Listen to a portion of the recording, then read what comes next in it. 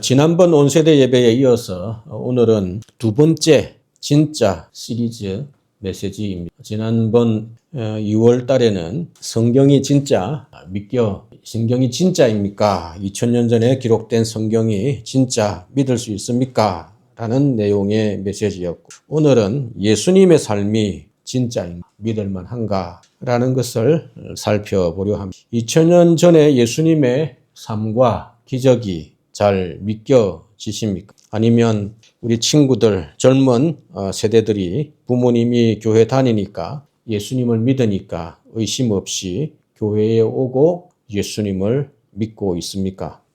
오늘 고등부로 진급한 친구들도 이제부터는 자신의 신앙을 확인하고 점검하고 체크할 필요가 있습니다. 오늘 말씀을 통해서 예수 믿는 신앙에 대한 분명한 확신이 우리와 우리 자녀들에게 있기를 소망합니다. 우리는 이곳에 이민 1세대로 2세대로 그리고 또 이민자의 배우자와 가족으로 기독교 유적과 문화를 쉽게 주변에서 확인할 수 있는 스페인 사회에 살고 있습니다. 그래서 예수님께서 실존 인물인 것을 의심 없이 그대로 받아들입니다. 주변에 그 흔적이 너무 많이 남아 있는 사회이기 때문입니다. 그러나 한국에 가면 예수님은 역사에 존재하지 않았던 것처럼 의심하는 경향이 있습니다. 특별히 2000년 전 예수님의 생애와 기적을 잘 이해하지 못합니다. 너무나도 오래된 사건, 다른 장소에서 일어난 사건들이기 때문입니다. 요즘 시기를 사순절 기간이라고 합니다. 혹시 들어보셨을 것입니다. 사순절은 기독교에서 가장 거룩하게 지키는 절기 중 하나입니다. 예수님의 고난과 죽음을 묵상하며 부활절을 준비하는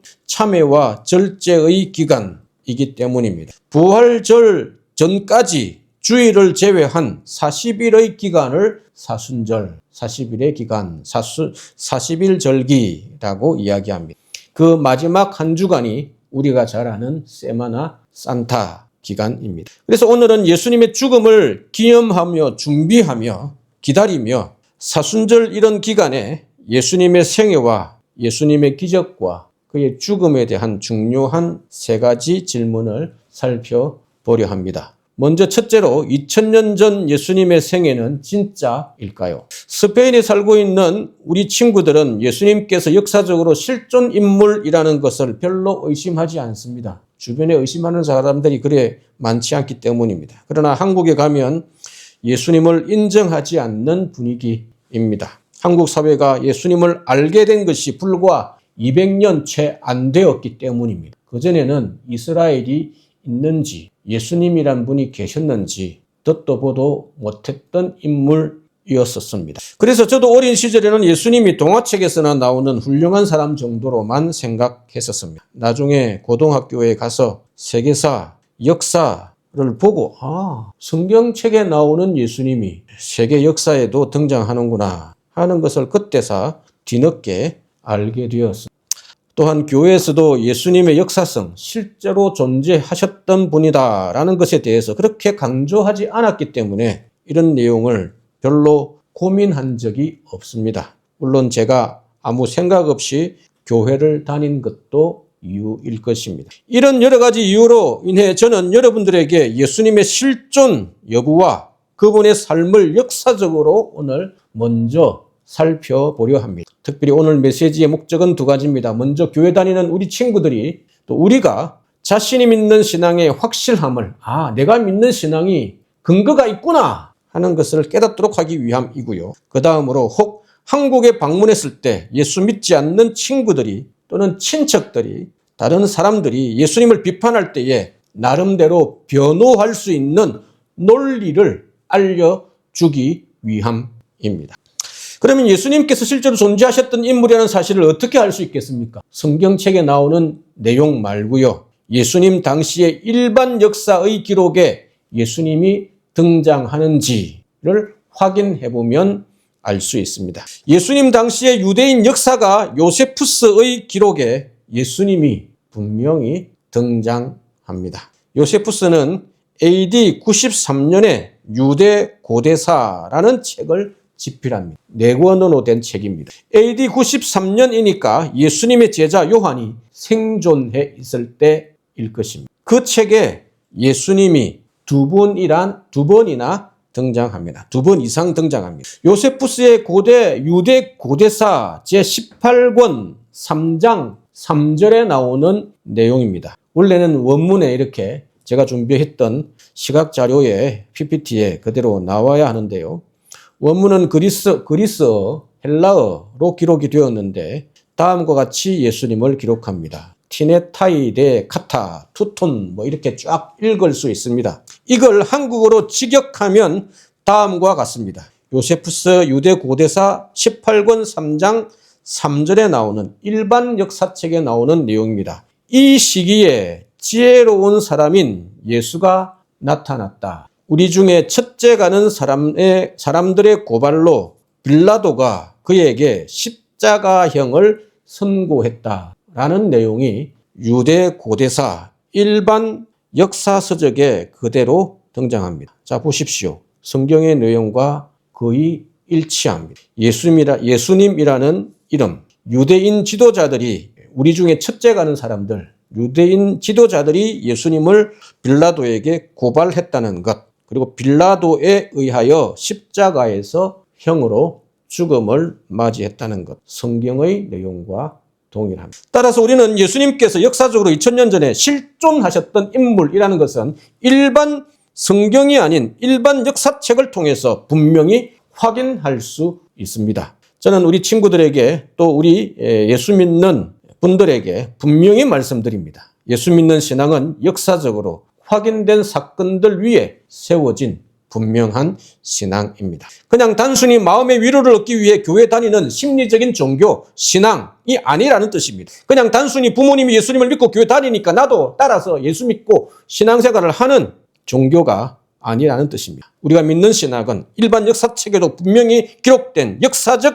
예수님의 생애 위에 세워진 분명한 믿음, 신앙입니다. 우리가 믿는 신앙은 실존하셨던 예수님과 그분의 삶의 터 위에서 출발되었습니다. 이처럼 우리 신앙의 역사적 뿌리를 확신하심으로 흔들리지 않는 예수 믿는 신앙을 가진 성도님들과 우리 친구들 되기를 간절히 소망합니다. 두 번째로 예수님께서 행하신 기적은 진짜입니까? 처음 예수 믿는 분들이 간혹 궁금하게 여기는 것들 중에 하나가 성경에 나오는 예수님의 기적이 진짜일까에 대한 궁금증입니다. 여러분은 어떻습니까? 성경에 기록된 예수님의 기적이 의심 없이 그대로 잘 믿겨지십니까? 2000년이나 지났는데 내가 눈으로 보지도 못했는데 이 기적이 진짜인지 아닌지 어떻게 확인할 수 있습니까? 이 사실을 확인하기 위해서 수많은 신학자들과 고고학자들이 엄청난 연구와 발굴을 진행했습니다. 제가 이들의 고고학적 발굴과 연구를 이 자리에서 모두 다 소개할 생각은 없습니다. 관심이 있다면 얼마든지 충분히 믿을 수 있는 증거들을 찾아볼 수 있기 때문입니다. 제가 성도님들과 우리 자녀들에게 말씀드리고 싶은 것은 성경의 근거입니다. 성경 속에도 자세히 성경을 잘 읽어보면 열린 마음으로 자세히 읽기만 하면 얼마든지 기적의 사실 여부를 판단할 수 있는 충분한 근거가 있다 하는 말씀을 드리고 싶습니다. 어떻게 2000년이나 지났는데도 성경에 기록된 기적이 사실인지 아닌지 판단할 수 있을까요? 어떻게 하면 그렇게 할 수 있을까요? 성경을 자세히 읽어야 합니다. 특별히 예수님의 일대기를 기록한 복음서가 4개나 되기 때문에 예수님의 기적이 다각적으로 여러 사람의 증언으로 기록되었기 때문에 그나마 다행스럽게 그 기적이 사실이냐 아니냐 하는 것은 자세히 비교 분석하면 4개의 복음서를 비교해보면 그 충분한 이유를 찾을 수 있습니다. 특별히 오늘 읽은 본문에서 요한복음 11장, 12장 본문에서 기적의 사실 여부를 충분히 확인할 수 있는 성경의 힌트가 존재합니다. 우리가 믿는 마음으로, 열린 마음으로 본문을 자세히 읽기만 하면, 편견 없이 읽기만 하면 충분히 이게 진짜일 수 있겠구나 하는 근거가 성경에 기록되어 있다는 것입니다. 요한복음 11장 45절, 46절입니다. 마리아에게 와서 이 사건은 죽은 나사로가 일어난 사건, 기적입니다. 44절에, 요한복음 11장 44절에 죽은 나사로가 예수님께서 나사로야, 나오라 하니까 미라처럼 묵혀있는 채로 둥둥둥둥 걸어서 나오는 장면이 44절에 기록되어 있고 45절에 이렇게 이야기합니다. 마리아에게 와서, 이 마리아는 죽은 나사로의 누이들입니다. 누이는, 거기 나오는 그 누이라는 단어는 손 위의 누나일 수도 있고요. 손 아래 누이도 될 수 있습니다. 그러니까 마리아, 나사로가 중간에 있는 형제인지 아니면 제일 아래에 있는 형제인지 둘 중에 하나로 알려져 있습니다. 그래서 순서로 보면 마르다가 첫째 딸이고 두 번째가 마리아고 그리고 셋째가 나사로가 아니냐, 보통 그렇게 추측을 합니다. 본문에는 등장은 하진 않습니다. 순서는 등장하지 않습니다. 마리아에게 와서 예수님께서 하신 일을 본 많은 유대인이라고 45절에 기록되어 있는 나사로의 장례식에 참석한 유대인들입니다. 그 유대인이 나사로를 살리는 기적을 목격한 사람들이었다라는, 그들이 예수님께서 나사로를 살리는 사건을 보고 예수님을 믿었으나 라고 기록합니다. 이처럼 나사로의 장례식에 참석한 모든 사람들은 예수님의 기적을 목격했습니다. 부정할 수 없습니다. 장례식에 왔다가 특별한 기적을 목격했기 때문입니다. 중요한 것은 46절에 보면 이 기적의 현장에 예수님을 싫어하는 사람들도 함께 있었다는 사실. 이게 중요합니다. 46절 보십시오. 그 중에 어떤 사람들이 바리새인들에게 가서 예수께서 하신 일을, 예수님이 하신 기적을, 자기가 봤던 것을 그대로 알리니라. 소문을 듣고 알려준 게 아닙니다. 자기들이 직접 장례식에 참석했는데 그 사실을 보고, 이야, 이거 바리새인들에게, 자기가 아는 사람들에게 가서 알려줘야 되겠다라고 생각하고 알려줬다라는 뜻입니다. 가짜였다면, 거짓이었다면 이야기할 필요도 없는 사실입니다.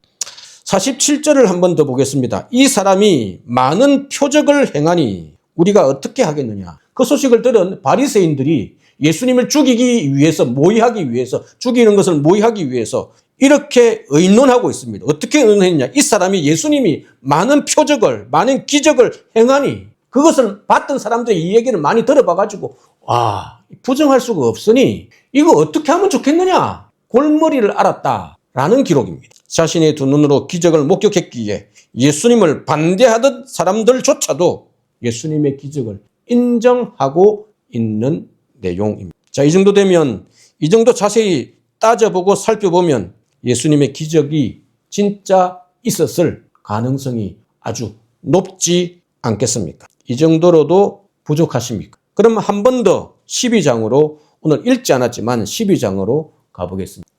요한복음 12장 9절에서 11절입니다. 제가 중요한 구절이기 때문에 읽어가면서 설명을 드리겠습니다. 유대인의 큰 무리가 예수께서 여기 계신 줄 알고, 나사로가 살았던 집 근처에 알고 예수님을 찾아오니 이는 예수만 보기 위함이 아니요. 이건 나사로의 부활, 죽은 나사로가 살아나는 사건을 보지 않고 소문으로 들었던 사람들이 진짜 나사로가 살았나 보고 싶어서 예수만 보기 위함이 아니요, 죽은 자 가운데서 살리신 나사로도 보기 위해서 몰려들었더라 라고 9절에 기록합니다. 그 10절, 대제사장들이 나사로까지 죽이려고 모의하니, 야, 저놈 살려주면 안 되겠다. 쟤 죽었다가 살아난 거 사람들이 다 봤잖아.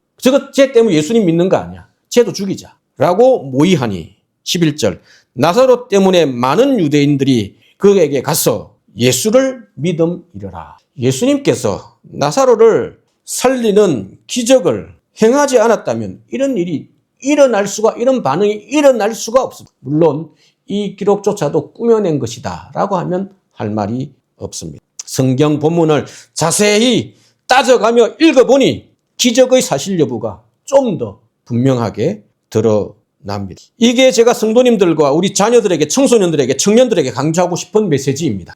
성경을 자세히 읽어보면 예수님의 기적이 진짜인지 아닌지 조금은 더 분명하게 확인할 수 있는 충분한 내용들이 잘 기록되어 있다라는 말씀입니다. 우리의 믿음은 결코 꾸며낸 이야기가 아닙니다. 실제로 있었던 사건을 바탕으로 배경하고 있습니다. 지난번 2월 첫째 주에 드렸던 말씀들 중에 요한복음이 기록되고 나서 요한복음이 복사된 두 번째 남아있는 요한복음이 기록되고 나서 30년이 지나지 않아서 두 번째 요한복음이 필사되었습니다. 서기관들에 의해. 예수 믿는 신자들에 의해. 그러니까 요한복음을 읽은 또는 사람들이 요한복음에 나오는 기적을 경험했던 사람들이 생존해 있을 때 요한복음이 이미 읽혀지고 있었다는 사실을 잘 알 수 있습니다. 그러니까 이런 사실들은 성경을 기적을 마음대로 꾸며낼 수 없었다라는 것을 증명합니다. 실제로 있었던 사건을 그대로 적었다 하는 것을 우리는 확신할 수 있습니다. 어떤 사람들은 2000년 전의 기록이라고 믿을 수 없다고 가볍게 여깁니다. 또 어떤 사람들은 성경을 소설책처럼 취급합니다. 예수님의 제자들이 예수님을 신격화하기 위해서 만들어낸 이야기에 불과하다라고 조롱하고 치부합니다. 저도 한때는 이 기적이 진짜일까 의심했던 적이 있습니다. 그러나 아무리 따져보고 파헤쳐도 성경의 기적을 부정할 수 없었습니다. 오히려 자세히 읽으면 읽을수록 더욱더 성경의 기적들이 분명한 사실일 가능성이 점점 높아졌습니다. 그래서 감히 여러분에게 말씀드립니다. 열린 마음으로 성경을 자세히 읽어보십시오. 이렇게 한다면 성경 속에 살아 숨쉬는 예수님의 따뜻한 호흡이 여러분의 얼어붙은 심장을 녹이고 보이지 않았지만 살아계신 예수님을 볼 수 있는 눈을 열어주실 것을 저는 믿습니다. 세 번째로 예수님은 왜 죽으셔야만 했을까요? 예수님의 죽음 자체를 부정할 수 없습니다. 성경에도 당시에 유대인들의 역사책에도 일반 역사책에도 예수님의 죽음이 분명히 빌라도에 의해서 십자가 처형을 당했다라고 기록하고 있기 때문입니다. 그러나 부활을 인정하지는 않습니다. 이 부활의 문제는 부활주일에 다루기로 하고요. 오늘은 죽음 자체에 대한 예수님께서 도대체 왜 죽으셔야만 했는가? 성경의 기록과 일반 역사책의 기록을 확인하면서 말씀을 살펴보려 합니다. 예수님께서 왜 죽으셔야 했을까요? 그것을 살펴보는 이 문제를 예수님의 죽음의 이유를 살펴보는 이유가 있습니다. 예수님의 죽음과 관련된 사람들이 말하는 이유가 제각각이기 때문에 각기 다른 예수님의 죽음의 이유를 설명하는 사람들이 있기 때문입니다. 크게 구분을 하면 세 가지 성경에서 밝히고 있는 마태, 마가, 누가, 요한복음을 잘 비교해보면 예수님의 죽음의 이유를 구분하는 세 가지 부류의 내용이 나옵니다. 먼저 첫 번째로 예수님을 재판한 빌라도의 입장입니다. 빌라도는 예수님을 재판하고 십자가 사형을 선고한 로마의 총독입니다. 재판장입니다. 빌라도는 예수님을 고발한 사람들에게 질문했습니다. 너희가 무슨 일로 이 사람을 고발하느냐? 요한복음 18장입니다. 유대인들은 대답을 하지 못합니다. 그냥 이 사람은 행악자다. 악을 행한 사람이다. 이런 대답을 합니다. 그러자 예수님께 질문합니다. 너는 진짜 이 사람들이 이야기하는 것처럼 유대인의 왕이냐? 반역을 일삼았느냐? 로마에 대해서 저항하느냐? 네가 이스라엘의 왕이 되고 독립시키려 하느냐? 이런 질문입니다. 그러나 예수님은 대답하지 않습니다. 결국 빌라도는 예수님에게서 죄를 찾지 못하겠다고 이야기합니다. 심지어 예수님을 풀어주려고 하죠. 유대인의 습관에 관습에 명절이 되면 풀어주는 거 있지 않느냐? 나는 예수님 풀어주려고 한다. 죄가 없다라고 하니까 주변의 다른 사람들이 다른 사람을 풀어주고 예수님을 처형시켜라 그렇게 요청합니다. 이처럼 빌라도는 예수님에게서 죄를 찾지 못했지만 유대인들과 지도자들을 두려워하여 밀란이 일어날까 봐 폭동이 일어날까 봐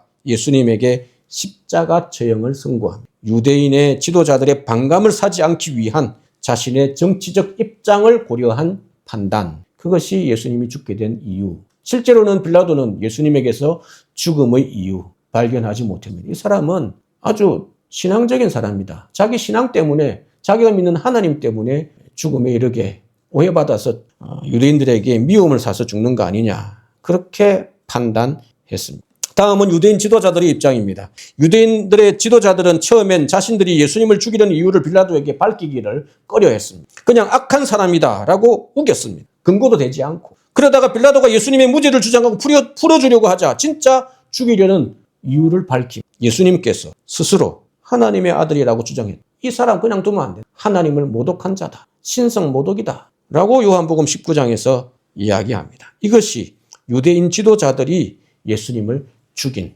이유입니다. 예수님께서 스스로를 하나님의 아들이라고 주장하면서 하나님의 이름을 모독했기 때문에 유대인의 지도자들은 예수님을 그냥 내버려 둘 수, 그리고 그가 일으킨 기적이 너무나 분명했기 때문에 민중들이, 이스라엘 백성들이 예수님을 따랐기 때문에 이 사람 그냥 두면 큰일 나겠다라고 생각하여 예수님을 죽음에 죽이려고 했습니다. 마지막으로 예수님 스스로의 입장입니다. 보통 자기가 죽는 이유를 유선에 이런 데 밝히지만 예수님처럼 분명하게 제자들에게 알려준 사람이 스승이 없습니다. 예수님은 자발적으로 죽음 속으로 자신의 발걸음을 자의반 타의반 옮기셨습니다. 빌라도의 법정에서 살아남기 위해 아무런 노력도 하지 않았습니다. 내가 너를 살릴 수도 있고 죽일 수도 있는데 왜 아무 말 안 하느냐? 빌라도가 이야기할 정도였습니다. 그러면서 스스로 자기의 죽음의 이유를 제자들에게 밝히셨습니다. 3번이나 4번이나 밝히셨습니다. 인자가 예수님이 내가 온 것은 섬기멸 받으려 함이 아니고 왕이 되려고 하려고 하는 것이 아니고 도리어 섬기려 하고 내 목숨을 자기 목숨을 많은 사람의 죄를 속하는 제물로 대속물로 주려 함이다. 스스로 자신의 죽음의 이유를 대속적 죽음이다 라고 밝히고 죽으셨습니다. 물론 다른 사람에게는 밝히진 않았어요. 제자들에게 분명히 밝히셨습니다. 따라서 앞에서 말씀드린 3가지 예수님의 죽음의 이유를 정리하면 예수님께서 십자가의 죽음으로 죽으신 이유는 스스로 하나님의 아들이라고 주장했기 때문이고 자신의 죽음으로 많은 사람의 죄를 용서하기 위하여 대속물로 자신을 희생한 죽음입니다. 이런 이유로 예수님께서 죽으셨다는 사실은 오늘 우리에게 무엇을 이야기합니까? 사순절 기간을 보내면서 예수님의 죽음을 기억하고 기념하면서 2가지 중요한 사실을 예수님의 죽음의 이유를 통해서 우리는 확인할 수 있습니다. 하나는 예수님께서 실제로 자신을 하나님의 아들이라고 주장했다는 사실입니다. 예수님을 죽이려 했던 사람들도 인정한 사실입니다. 네가 스스로 하나님의 아들이라고 주장하지 않았냐? 그것 때문에 너 죽는 거다 라고 분명히 이야기했습니다. 이런 주장을 예수님께서 하지 않았다면 유대인들이 예수님을 죽일 이유가 아무것도 없습니다. 훌륭한 선생님이다. 좀 결이 다르지만 인정할 수밖에 없었을 것입니다. 그가 자기가 하나님의 아들이다. 하나님을 본 것은 나를 본 것은 하나님을 본 것과 똑같다. 이런 얘기들을 막 해대니까 안 되겠다. 죽이자. 라고 모의한 것입니다. 예수님께서 이런 이유로 죽으셨다는 사실을 2번째로 우리에게 무엇을 이야기합니까? 다른 하나는 만약 예수님께서 부활하는 것이 사실이라고 한다면 자신이 하나님의 아들이라고 주장하는 것이 입증될 수 있기 때문입니다. 그래서 그가 죽음의 이유로 그가 죽게 될 수밖에 없었던 이유로 예수님께서 스스로를 하나님의 아들이라고 주장한 것은 그가 만약 부활했다면 그 주장이 진짜일 가능성이 농후하다, 높다라는 것을 우리에게 보여줍니다. 그래서 부활이 중요한 것입니다. 이제 우리는 예수님의 주장이 진짜일까 아닐까 마지막으로 살펴보려 합니다. 예수님의 주장이 진짜인지 아닌지 어떻게 확인할 수 있겠습니까? 만약 어떤 사람이 내가 신이라고 주장한다면 우리는 그 주장을 어떻게 확인하고 검증할 수 있겠습니까? 한국에도 내가 성령이다, 내가 하나님이다 이야기하는 이단들이 많습니다. 그 사람들의 말의 진실 여부를 어떻게 확인할 수 있겠습니까? 성경으로 따져봐야 되겠죠.